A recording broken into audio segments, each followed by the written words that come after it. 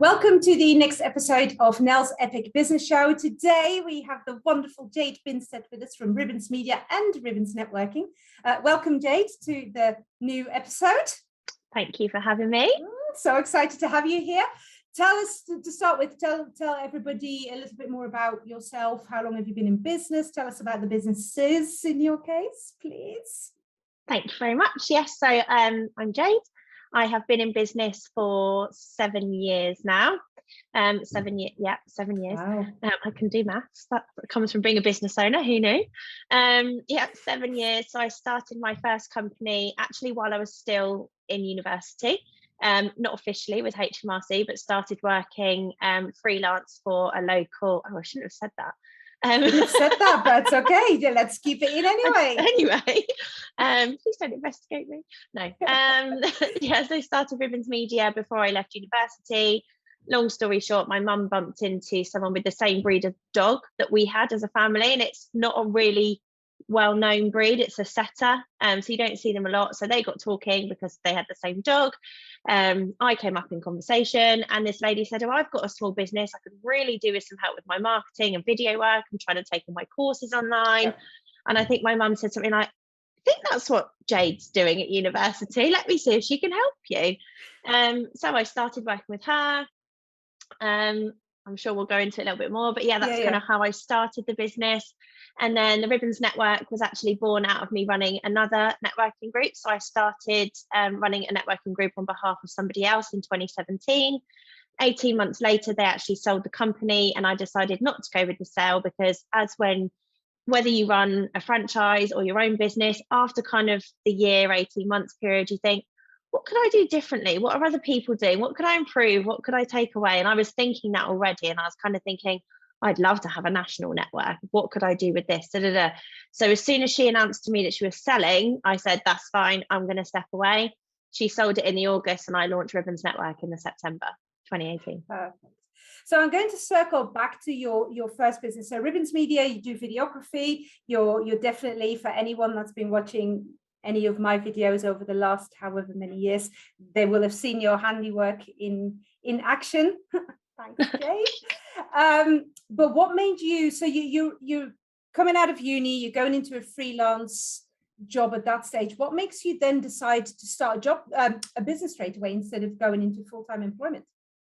Really good question. So I obviously had this opportunity, let's say, while I was still at university. I was dabbling in what I had been learning for the last, throughout university, throughout A-level and throughout GCSE. So 2, 4, 7 years.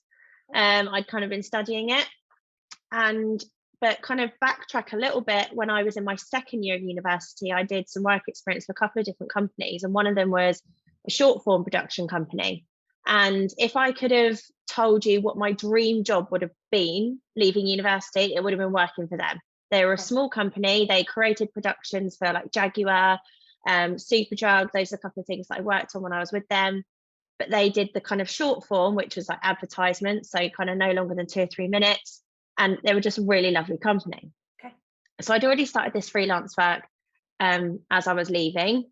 From doing work experience with the London company up until leaving university, I'd gone and done some like cover work for the company in London. And they said, let us know when you're finishing university. So I did, and I was keeping in really good contact with them. And they said, oh, we'd love to offer you a job, Jade, as a junior production assistant. None of my friends were being offered jobs out of university. No, they were all going back home. They were all going to work in pubs and bars and restaurants, whatever they were doing before uni. And I thought, crumbs. Anyone who's watching this who knows me now would know that would have not have been what I said before I became a mum. But now crumbs. What am I going to do? Like, no one else is being offered jobs. But I'm also really loving working with this small business owner, and I actually get to use my camera and I get to be part of her business. I get to see her growth. Now, without boring you too much, my mum's had quite a roller coaster with her career, her kind of bringing me up as a single mum. She, in 2012, ended up going into rehab, and we kind of, through that, I watched all her like mental health struggles. And a lot of it was to do with being really, really stressed at work. And so I kind of sat down with her and my stepdad, who I was living with straight after university, and I said, I don't know what to do. I feel like I want to be over here. I want to work with this lady. I also really want to follow this path going into London. But I don't know if I want to do that. And my mum just said to me, just do whatever's going to make you happy. We support you. Wow.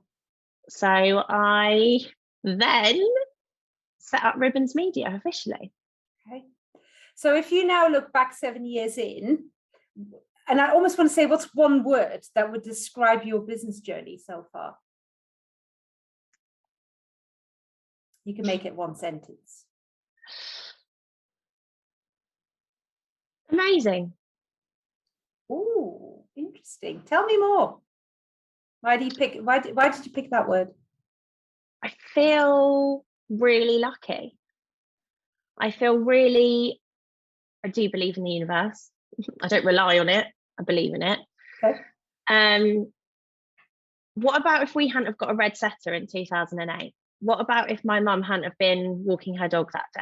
What about if my mum wasn't a very definite I and didn't start talking to Michelle? What if those things didn't happen? What if 2012, when mum went into rehab, I was like, I'm not going to uni. I've done enough this year now. Like, I'm not doing it. And I said, if I don't get into my first choice, which was Bournemouth, I'm not going. And mum said, okay, that's fine. Got into Brighton, my second choice. No, Brighton was my first choice. Bournemouth was you have to apply for 5 in the UK now. And then you kind of get 2 cut off the list and then you're left with 3. So Bournemouth was in my original 5. So Brighton was my left with then number 1 choice. Sorry. What about if I hadn't got in there? And then I just think, like, I say amazing in that it's been really hard sometimes, but what if all of those things hadn't have happened and I'd have gone on that path, and then I'd have got, I like to say the word stuck in that kind of career. I've got a friend who I went to university with who still hasn't found a career or a job that she likes coming out of university. And I just feel so lucky. I know I've worked hard. I know you make your own luck, but I feel lucky that I guess I've had the strength to take the opportunities that have been there for me to take. Okay. So actually along that similar kind of line, what success look like for you? Is it too early to cry? Yeah. No, how far in are we? No. Crying is perfectly acceptable. On the little that I've already kind of disclosed in the episode, my mum worked her absolute arse off to be a yes mum.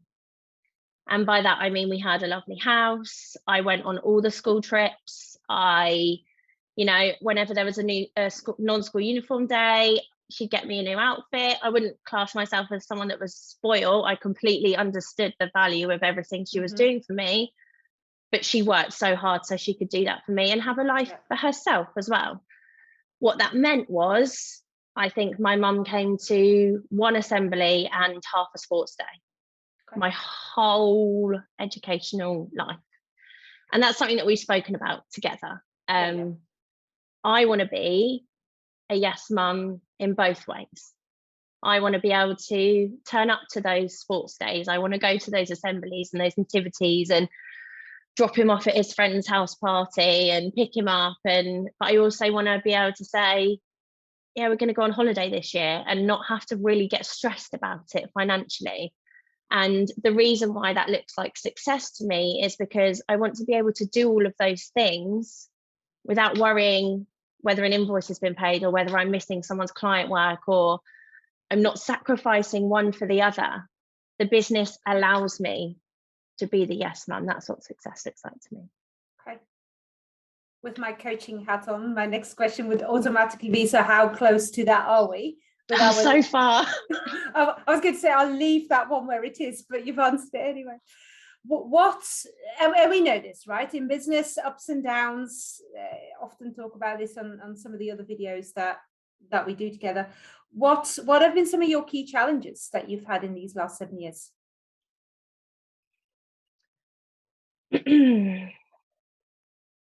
Self-belief. Interesting. On a good day, I know that I've absolutely got this. I know that I am good at what I do. I know that I am quite good at running a business. I'm not good at all of the things of running a business, but I am good at running a business. I have, managed to get a mortgage from running a business. I have, I'm very independent, I'm a very financially independent person and a very independent person. And I kind of know that I've done that, but on a bad day, my mindset gets in the way. And I have very few days like this, but on some days I think, I can't do this. What am I doing? Shall I just go and get a job? And I don't think that's spoken about very much in the kind of self-employed world. I think if you were to kind of, I've just put it out there now, I think if you were to kind of put that out there, a lot of people would go, yeah, I feel the same. But the fear of putting that out there, and I guess the fear of someone thinking that you're not doing very well, I don't know. It's that classic, like, are you busy? Yeah, I'm busy. Oh, that's amazing. Like, I think we kind of prejudge a situation. And so, yeah, I think my mindset is probably my biggest key challenge. So how close have you come to packing it all in, or how many times have you got close to packing it all in and saying, I'm just getting a job? Twice. But yet you haven't. So at those stages, because this is a really great point, so I'd like to go down that rabbit hole a little bit here. But at those stages, you chose not to. So what made you decide to stay with the business instead of getting a job? So first time, and you know this, the first time was when I was having quite a lot of personal challenges. I was very pregnant and I thought, oh gosh, I don't know if I can support a child being self-employed. Obviously, this is where the mindset thing comes in, because rationally, talking to myself, Jade, you've managed to financially support yourself for this long. So what's changing? Actually, you've got a bigger why now. My why quite clearly has changed. My success view has changed. At that point in time, I was right, I'm going to sign up for teacher training. I did sign up for teacher training. I had an interview with a local school. I got accepted. All my student finance had got accepted. I was ready to enroll.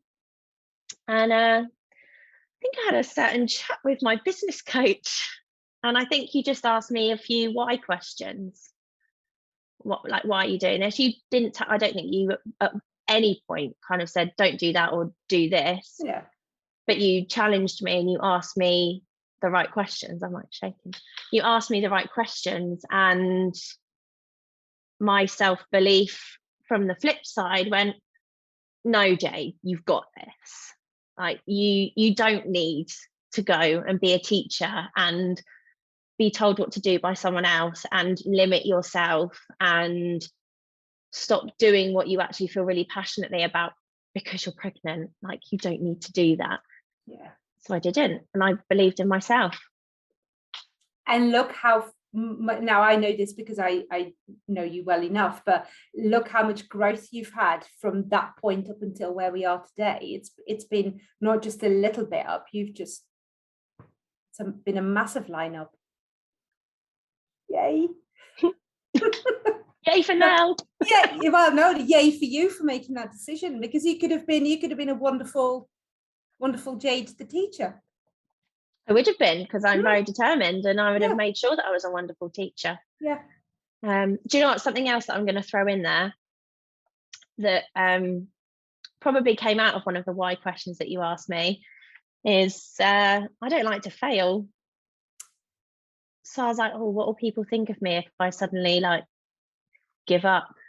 Yeah. And I know it's not great to kind of base your life on what other people might think of you. And my mum says something to me that's, if they matter, they don't mind, and if they mind, they don't matter. Does that make sense? It does. I think I said it right. I've not heard it before, I'll put a little subtitle over if I said it wrong. I'll edit that bit. Okay. That's not good for probably people listening, though. They can't read the subtitles. No, that's true. That probably did help my decision making process though, because I was like, actually, what will they think? But actually, like, do I want to fail? No, I can do this. So what does failure look like for you?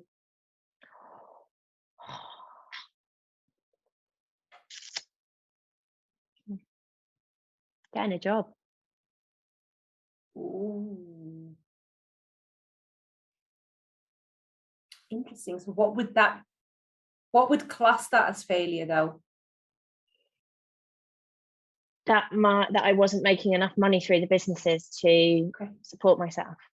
Okay. So it's that financial Family. freedom to have the life that you want to have, that you know you can control by doing whatever you want to be doing. Interesting.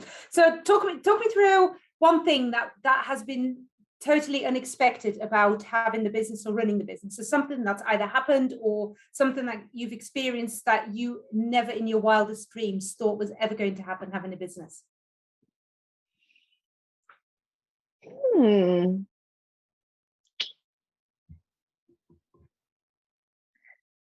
I'll probably think of something better as I'm saying this, but actually through working with you and our conversations, something that's as in working with you being my client, something that's been like a bit of a BFO to me is that what we've both got in common is that we spent a lot of our childhood doing lambda and drama. And I just loved that. You know, Mum and Neil take the mickey out of me that when I was on stage, I'd be like fiddling with my hair or twitching my nose or like just generally fidgeting. And I still gesticulate, talk quite a lot. I was never going to be on the stage, but I loved it. I loved talking, I loved speaking, and I guess I kind of probably wasn't expecting those two to cross over, and they probably were crossing over for more time than I thought they were. Interesting. Especially with networking, probably. Okay, so another thing, this doesn't really, I want to give you a better answer than this. But another thing, so when my mum was working, I used to go to work a lot with my granddad, and he worked in the media industry at big sporting events.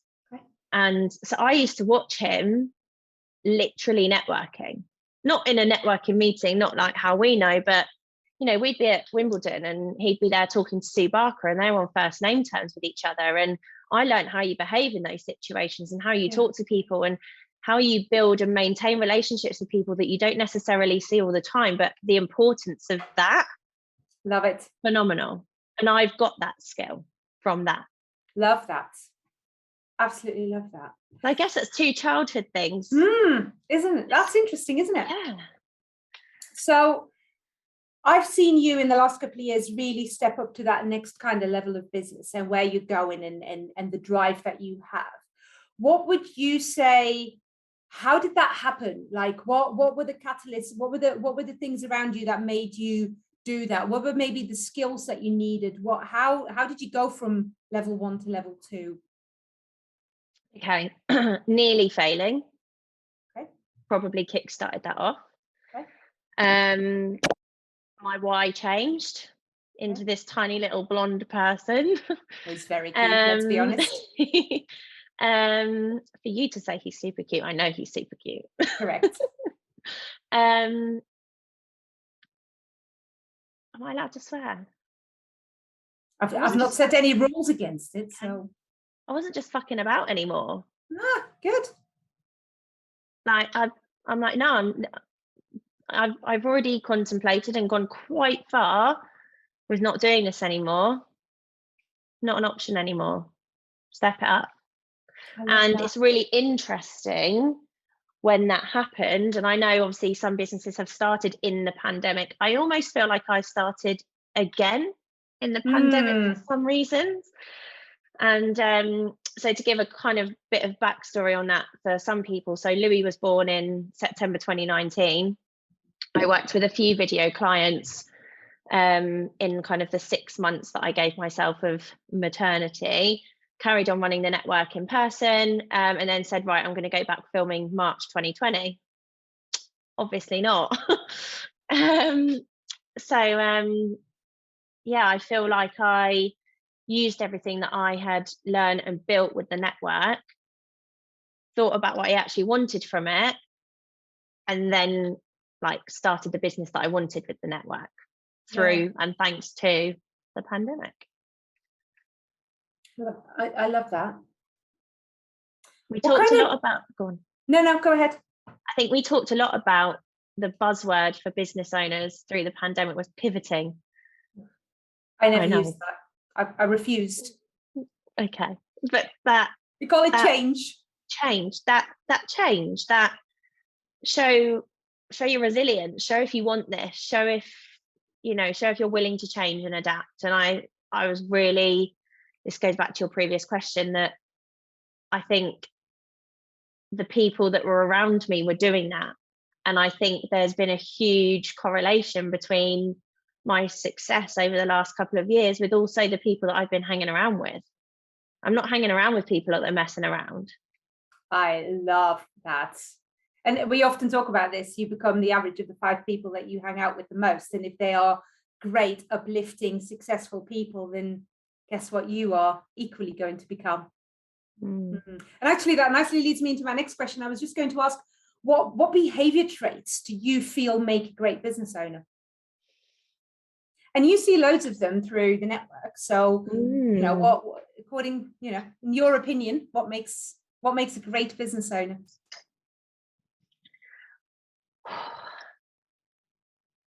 First and foremost,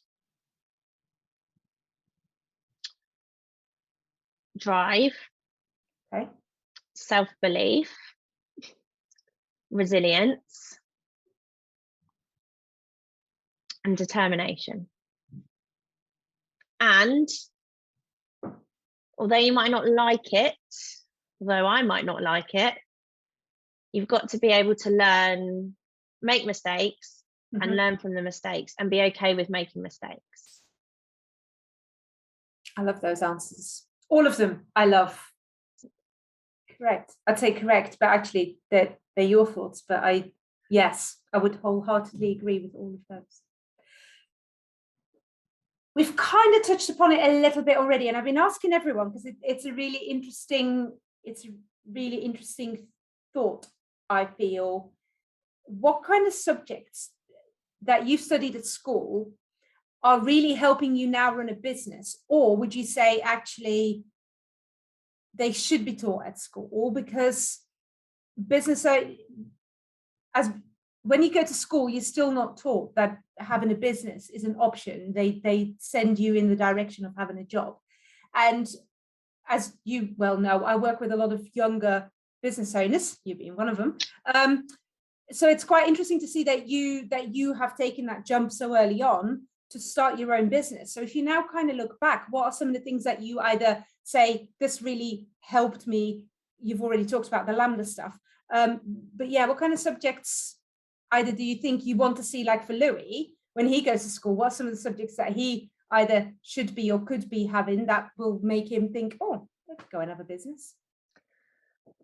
I'll drop my AirPod. Bryony's watching this. She's going to take the mickey out of me for saying AirPod. I was going to say, do we get do you get advertising for it? We don't. There's no advertising on this show.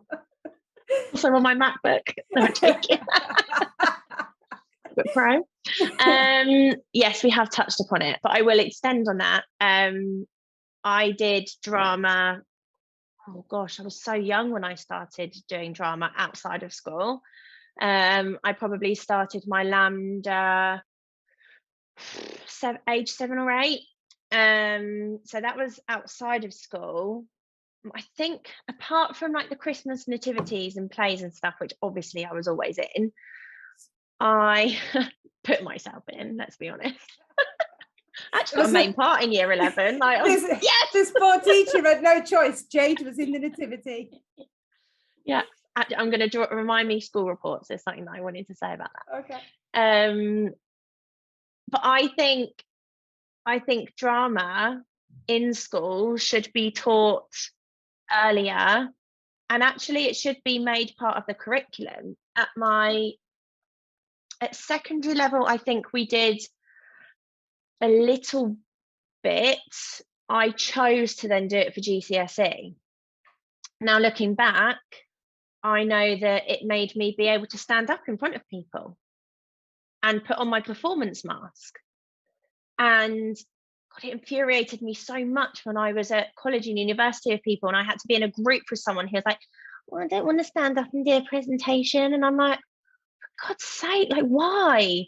And I just think if everybody had had the opportunity to just practice those skills, or even be put in that situation where they go, I really, really did not like that, and I do not want to do it again. But at least if you've got the skills, if you're taught the skills to stand up and speak eloquently in front of people, I think we'd have a lot more people with a lot more self-confidence. And I think, yes, now we've got arguably amazing platforms for people to be able to show self-expression. You know, younger people are on TikTok and Instagram and things, making videos. My sister's 12, and her persona on TikTok is very different to the persona that we get around the family. She's able to express herself and do that kind of performance, if you like.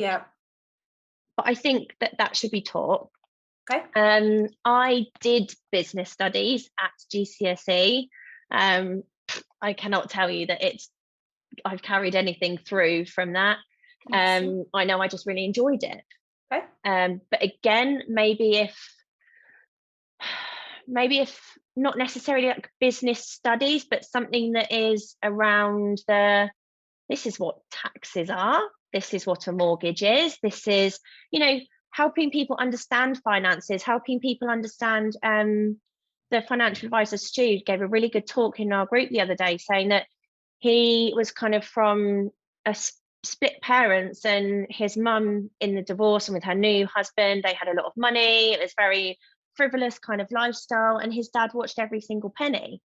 So he became really awful with money because he didn't know which of those categories that he needed to fall into. So he got into loads of debt, and then he went into the Navy, and they kind of sent him away. So he was able to pay off his debt without spending any money.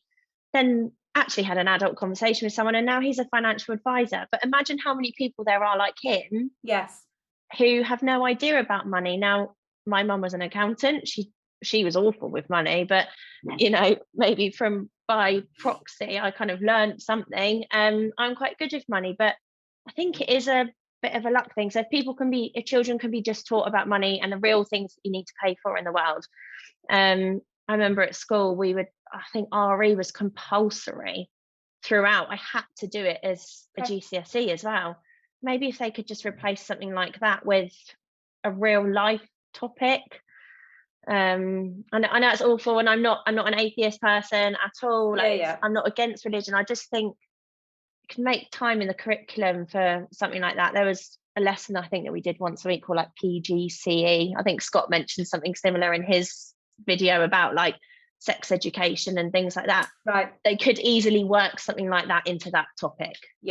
And it's interesting because so far all the speakers that we've had onto this show have said similar things. Maybe, you know, drama, money mastery. I've definitely been to massive kind of topics, which is quite intriguing, which is why I wanted to ask the question, because a lot of you have got young kids. So I wanted to see what other options are there. I hear so many business owners say, I've always wanted to start a business, but that was never one of my options when I went to the careers advice people. And I obviously didn't grow up in this country, so my background of how that went is slightly different anyway. So it's quite intriguing to get everyone's view on that. It's really interesting. So I think I understand in schools they have to teach a variety of topics, because if they suddenly stop teaching one, we'd probably see a massive decline in the jobs and things that need those subjects. I appreciate you can't really take anything out. I think what could be added into the kind of education system is more extracurricular things. So get a variety of people to come into schools and do talks. I was asked really early on in my business journey to go into a school in Basingstoke to go and do a talk about what it is to be a young businesswoman. And I had loads of the girls come up to me and say, oh, I didn't even know that you could just decide to start. I was like, of course you can just decide to start. And I just think those meeting real life people will be so I knew he'd pipe up. So great for kids. Okay, I love that. What are the last kind of questions before we go into our 3 quick fire questions that we always end the episode with. What do you love most about running your own business or being a business owner? What do I love most about running a business? Mine is probably, what do I love most about running my businesses? Okay. The people I meet and the people I work with and the friends that I have now got. I feel so, I think this is where the lucky thing comes in again. I feel so lucky to have the people around me that I've got around me. Like I think most of the people that I talk to on a daily, weekly, monthly basis, the people I hang out with, the people that I go to with a problem, the people that I talk to about my business, I know them all because of running both my businesses. And I love that. I feel lucky for myself that I've got that. What I love about both of my businesses is the change that I get to make in other people's businesses. So with the media side of things, I love seeing people release their videos. I love seeing people show them to their clients. I love working with clients who are kind of implementing their videos as something that they're selling. I love working with the business owners who turn up with me to film and are terrified, and then they leave and say, oh, that wasn't that bad. And then they use it and then they do more. Like, I love that. I love helping business owners use video to grow their own businesses. And then really similar why with the network, I love business owners coming to the network, through the network, and seeing their growth, not just their business growth, their personal growth, their confidence, their self-belief. You know, we have, as you well know, we have so many people come to Ribbons really early on in their business journey, and you must get it with your clients, and you kind of see them. I'm going to pick on Holly as an example. She's a shared kind of client with both of us. When Holly first came to Ribbons, I think if she could have literally hidden under her computer, she would have done. Oh, bless. We spoke about it since she was so nervous to stand up and talk about herself. And now she's even done videos with me. And the growth of her business has been incredible. And, I can really proudly say that she has got a lot of that self-confidence through coming to the Ribbons Network, and a lot of those contacts and ideas, and you as a coach, I love seeing people's growth, I think. Oh, and I love the passion that you have for people and how you want to be part of their lives. One thing I'm going to disagree with is you're not lucky. The people that you have around you are around you because of the person that you are and what you are creating for yourself, and they just want to hang out with you. That's got nothing to do with luck. That is everything that you're creating, miss. Right, we end this podcast as always with 3 quick fire questions. So let me talk you through those. And the first one would be, what would you tell your 10-year-old self? So what would you tell 10-year-old Jade?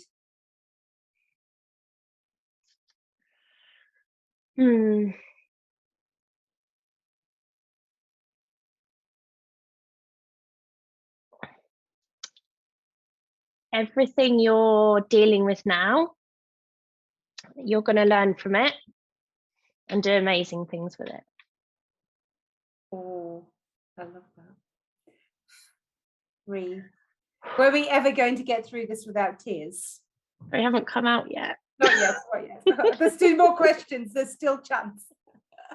If you had the chance to start again, but knowing what you know now, what would you do differently?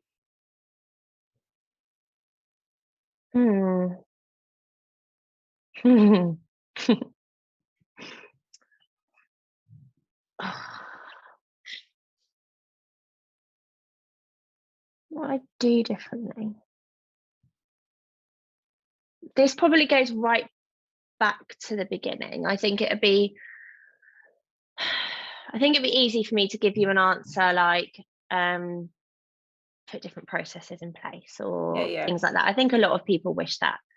I think what I would go back and probably tell myself is, you don't have to listen to all the advice that everybody's giving you. As a young female entrepreneur, I cannot tell you how much advice I was given, how many times I was told that I should do things for free because I was young and I needed the experience, how many times I feel my gender and my age was actually used against me in lots of different situations. And I listened to a lot of those people, unfortunately. And I think I'd love to kind of go back, and I don't need to go back because I'm here for a reason, but if I could go back and tell myself anything, it would be, you don't need to listen to everybody's advice. So that comes back to self-worth, isn't it? Knowing what you're about and then just sticking to that. And then last but no means least, what's the best bit of advice that you've ever been given? And that could be personal or business.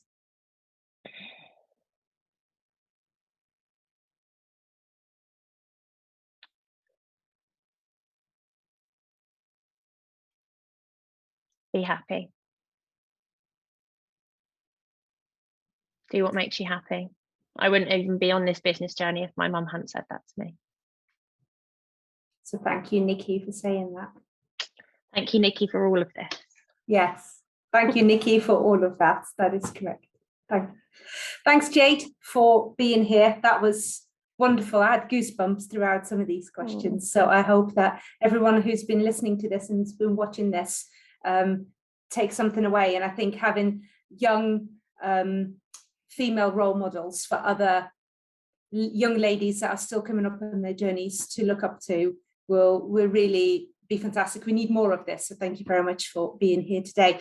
Thank you very much for watching this episode of the Epic Business Show. We'll be back soon with the next one. So hope we'll see you then. Go and be epic.